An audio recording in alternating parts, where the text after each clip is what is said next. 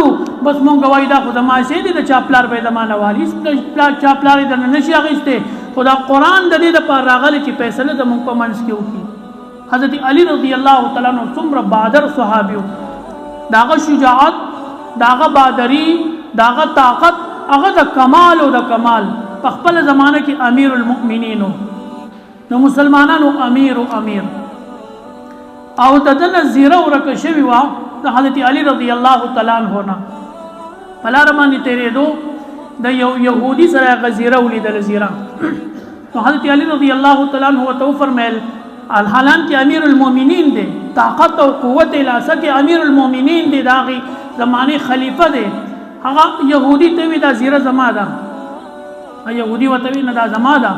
علی سي په توی دا زمانه ډور دی مخکې په پلان کې دي کې پاتې شو او تار اغستی د خپل سپېژنه میدا زما دی وینا دا زما په